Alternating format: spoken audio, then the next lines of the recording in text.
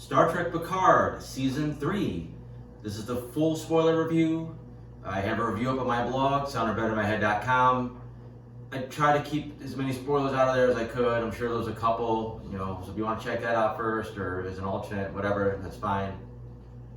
I ended up giving this season a 4 out of 5. I really enjoyed it. I look forward to watching new episodes every week.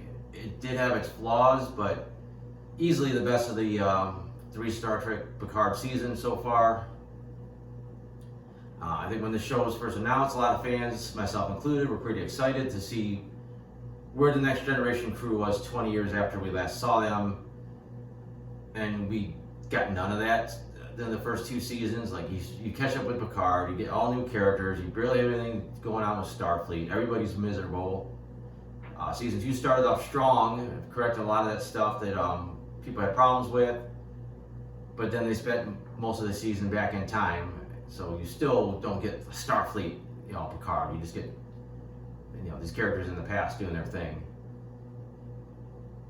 And then this season, we finally bring most of the crew of the Next Generation back and put them back together. And, everything starts to click again once they start interacting with each other. Granted, it does take, probably half a season for that to happen, but the build-up is still pretty strong. On paper, the plot sounds pretty simple at first. It's Beverly's in trouble. Picard and Riker go to try to help her. Seems relatively straightforward. It's a rescue mission, but then they find out she's being hunted. The people that are after her have a massively powerful warship. Initially, they claim they're just after her son because he's got bounties on him, but quickly we find out there's a lot more to that. And then you start adding in the changelings and eventually the Borg and this massive threat that could wipe out Earth for starters, and then the rest of the Federation to follow. As I said, it snowballs pretty quickly. It is kind of in chunks. It's kind of like, okay, it's just people are just bounty hunters after this kid, and then it turns into foundlings, changelings trying to get their revenge, and then it turns into the thing with the Borg trying to wipe everything out. And this is a lot of twists and turns.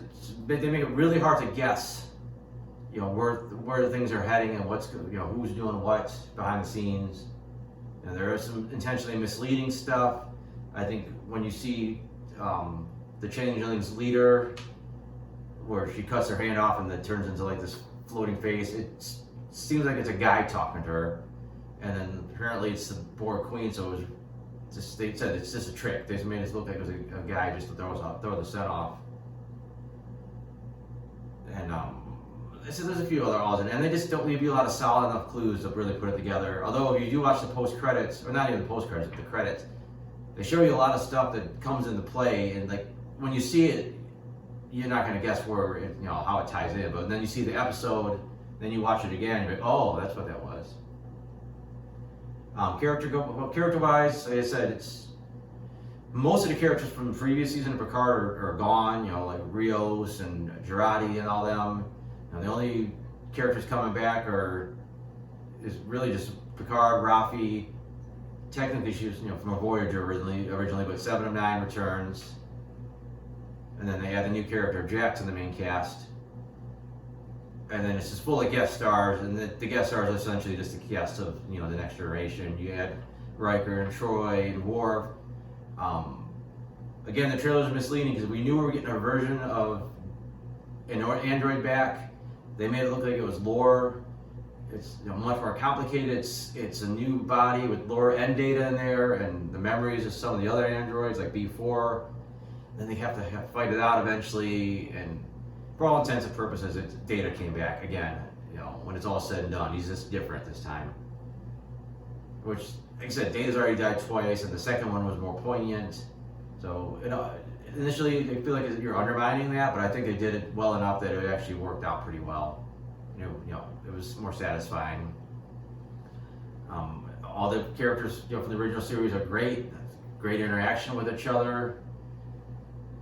They said they just have that chemistry from not only working together, but they've been friends for like decades in real life. So you just got that that shorthand. Like everybody just clicks working with each other.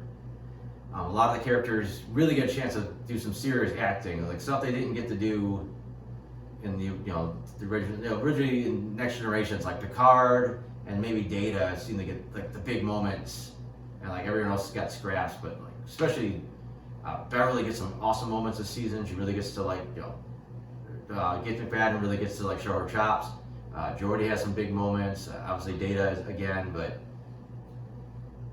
some of the secondary characters were fine, like Geordi's daughter or Captain Shaw. I thought really grew on me. He went from being kind of an asshole, but kind of in a good way, to like really being likable. It was kind of disappointing that they had to kill him off, which wasn't surprising, but by the time it happened, you were actually disappointed by it. So that's pretty good job to the writing and the acting as far as that character goes. Villain-wise, they were setting up to have a pretty solid villain, kind of over the top, semi, con kind of thing going on, and they end up in this pretty beefy backstory where she was part of a group of changelings that were captured and basically tortured in a lab and then experimented on, and they became better changelings and they escaped, and now they want revenge. And it was a solid backstory. All her cohorts were lame. Like most of them couldn't even talk. Especially the ones on her ship, they just made like clicking noises for some reason.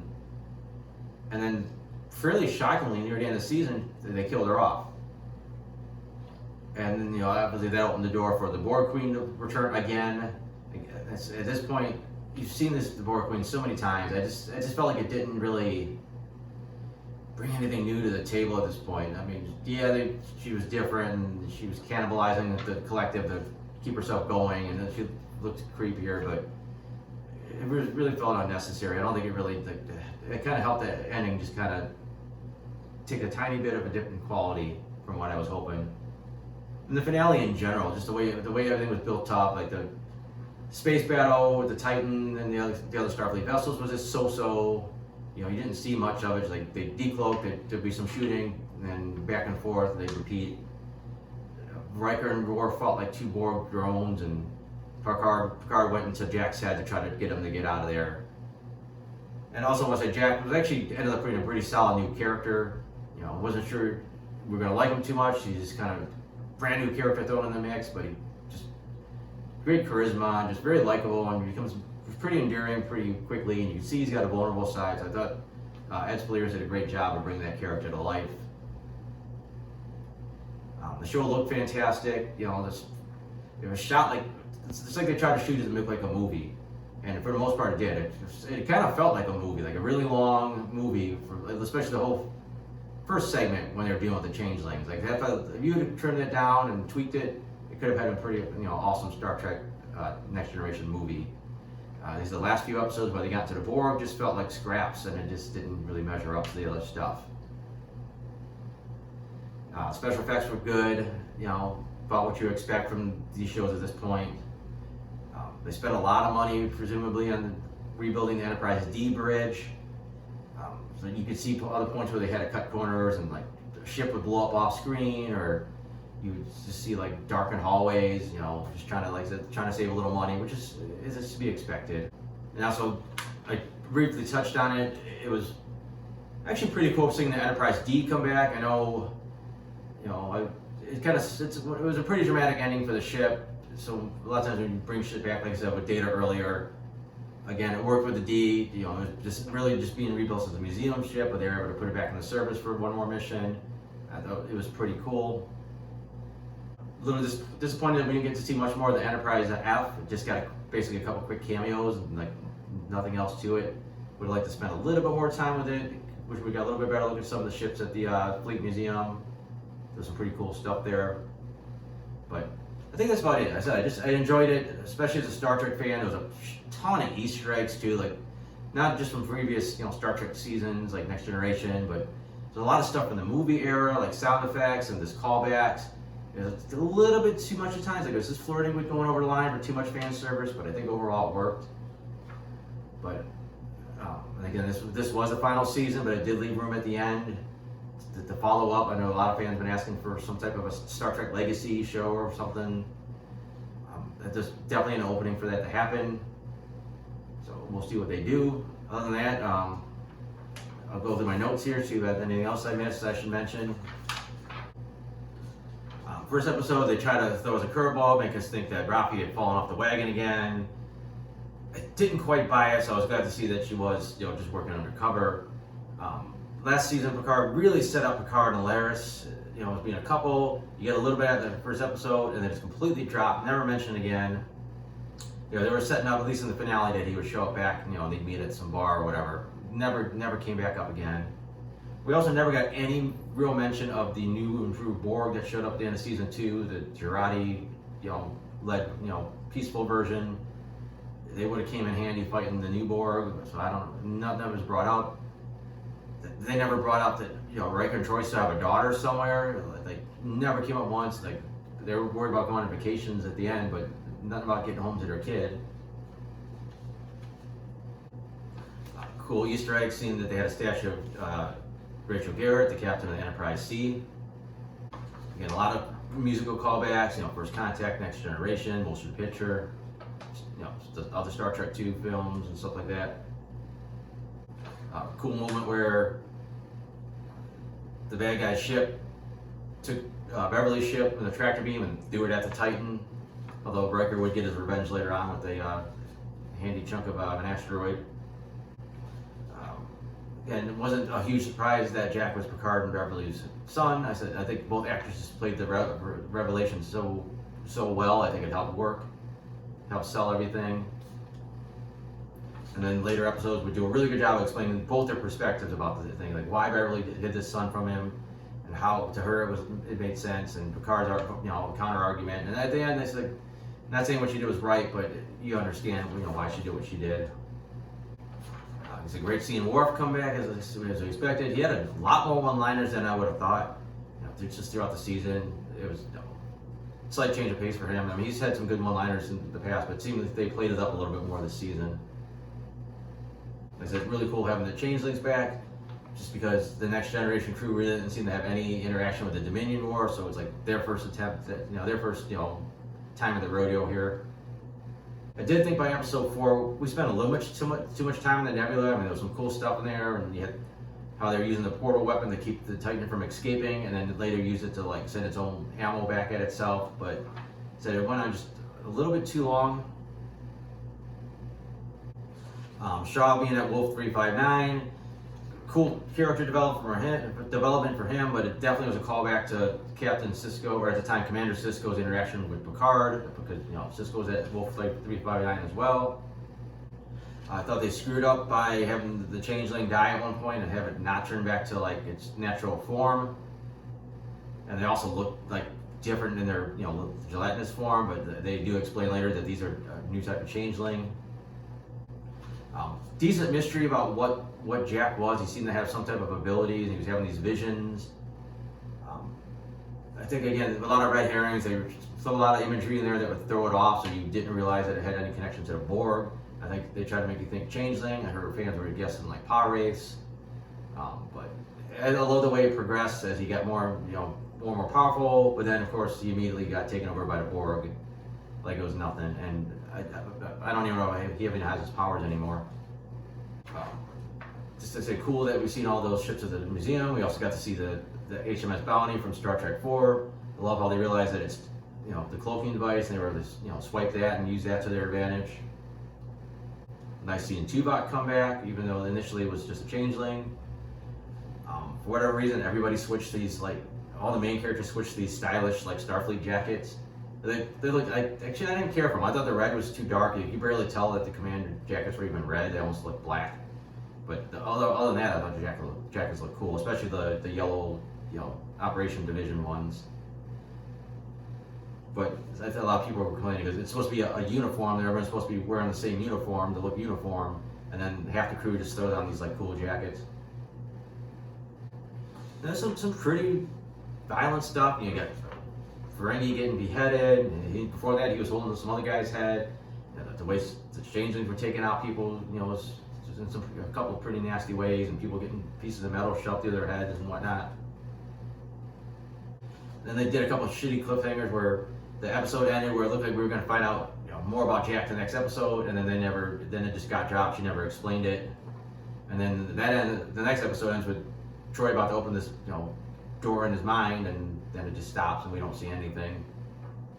Surprised how quickly people turned on Jack. I mean, Picard was a Borg at one point, 709 was a Borg at one point, and for them to be like, well, you're trouble. We need to, take you to the asylum. And it's all they had to do was keep him away from, they would have just kept him put until Frontier Day was over. It would have been, great. Everybody been all right. Now a lot of people died just because he ran off, because everybody, turned on him basically. Awfully convenient that the Borg's tech only worked on people under 25. Obviously just a way to keep our heroes active. Really cool seeing she was Lieutenant Commander Shelby. Now she's a Fleet Admiral, but she didn't last very long. Should have mentioned, it was really cool seeing Ro come back. Unfortunately, they also killed her in the same episode she returned in. So a couple legacy characters came back, and it really, basically bit the dust right away. Cool cameo at the end. You hear the voice of what sounds like Chekhov from Star Trek, but it's actually supposed to be his son Anton, but it's the same actor doing the voice. And then I said, I was actually a little disappointed that the new Enterprise was just a Titan renamed. I would have liked either a new ship, or that would have been cool. It was like the same type of ship, and they're like, well, we call this one the Enterprise, but just kind of, the Titan had his own legacy. Apparently it was a ship back in the original series era, then it was Riker's ship, and then now you have the A, which even contained pieces of Riker's ship, and then they just scratched the name off and wrote Enterprise on it. And, it felt like kind of a bummy, end of the line for that ship. But I think that's it. Probably went through too much. I honestly, Star Trek, it's one of those things, when it's good, I could talk about all day, so hopefully it's not too nerdy for you guys. Like I said, I got the other version of this up on my blog, soundedbettermyhead.com. I got other reviews on there. I got my comic strip. If anyone made it to the end of this video, I am moving out of this apartment at the end of this month. So my next reviews will be in a new place. I don't know what that's going to look like, what kind of room I'm going to find that's got the lighting to cut a proper video and record it. So I'll look for some changes in the future. And thanks for watching.